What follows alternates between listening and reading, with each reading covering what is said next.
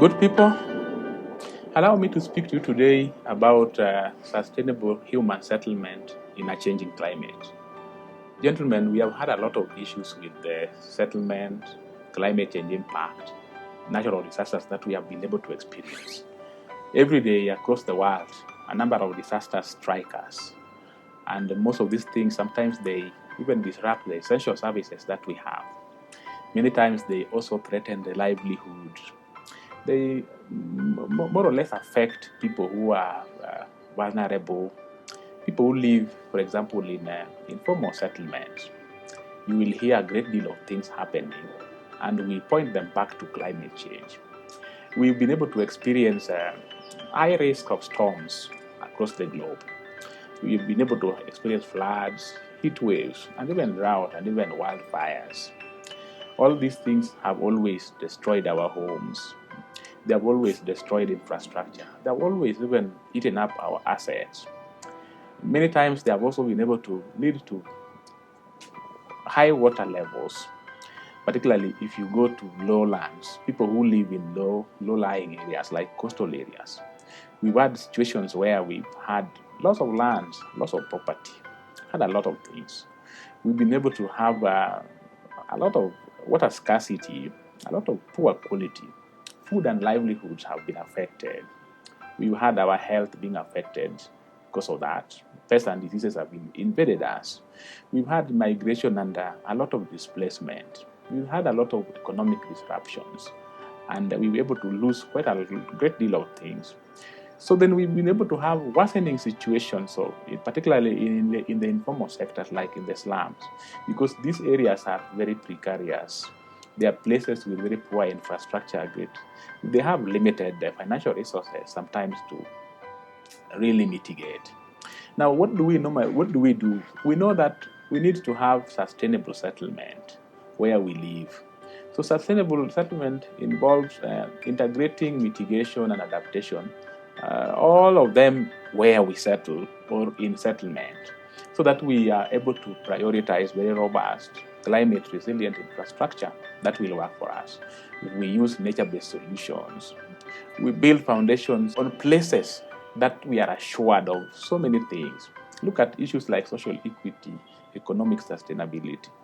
So if we were to really have a sustainable settlement, living in places that are precarious, places that are amenable to risks and disasters, then we'll be able to have a lot of problems that we are having.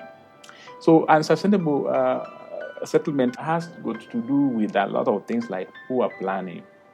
If we have inadequate infrastructure, we have living in local hazardous areas. So those are the places that we are talking about. So let's look at some of the key features of unsustainable settlements. What does it mean to live in a place that is exposing you, particularly in the era of climate change?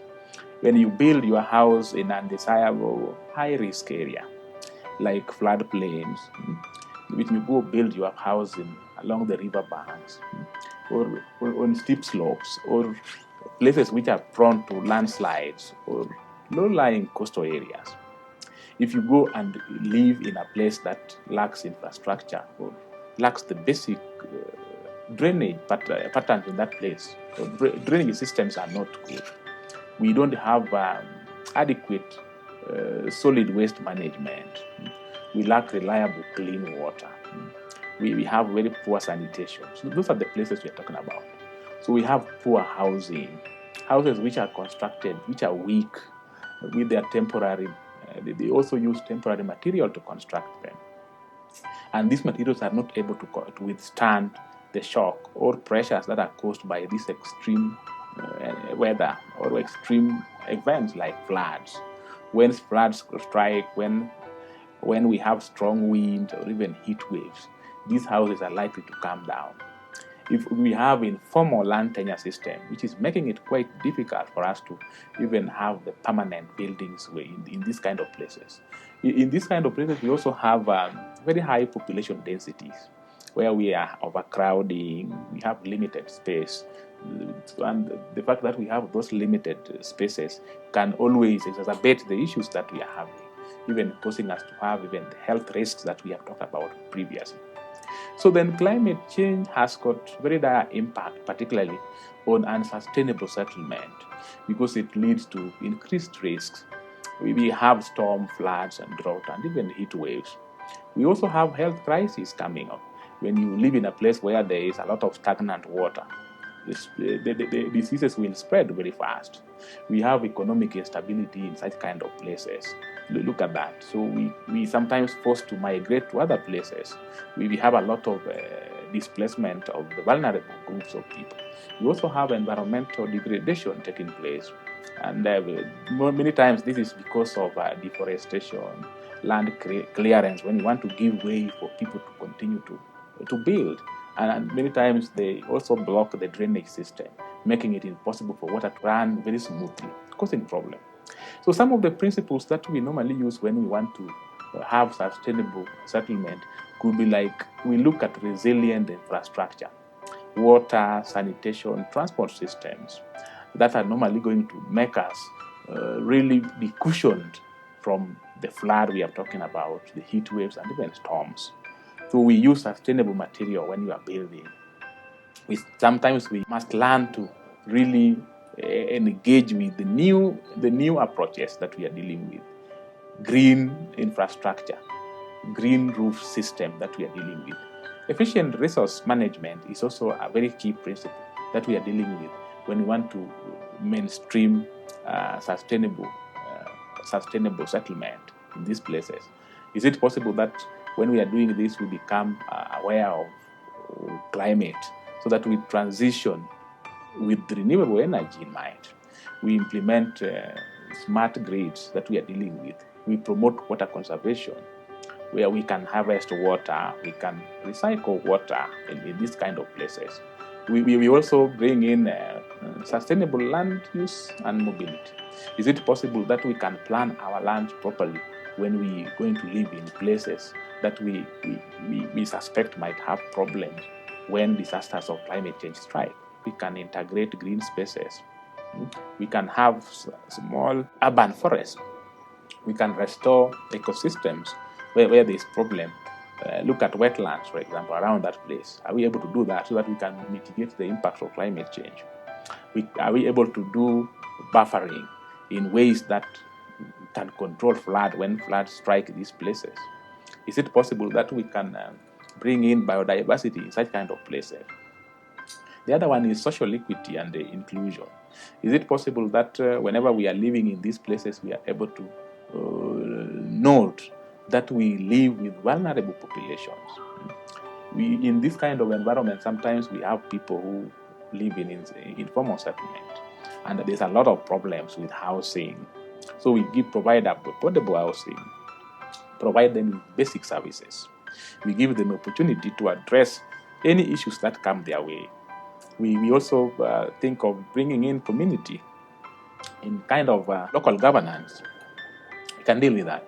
We look at economic stability and diversification. Those are some of the principles that we are going to use when we want to engage in efficient and sustainable human settlement, particularly when we are aware of the impact of climate change. Now, I want to turn to what are some of the best practices or strategies. So, is it possible that we can just, in the wake of climate change, we can just go invade and occupy or live in a place without doing a lot of these things that we must do? No, we have to live smart. We have to be aware of the impact of climate change even as we want to live or settle in a place. What do we do about that? We do vulnerability and risk assessment. You can conduct an assessment before you go and occupy a place. What kind of assessment will you be doing? Is it possible that you can just buy a plot or just go from nowhere and live in a place without conducting or assessing the climate of that place? When it rains, we have floods there. What is the direction of water flow, for example? We are able to do that. Then we think about integrated policy and planning. Is it possible that we can embed climate in all our planning of where we must live? And how do we do that?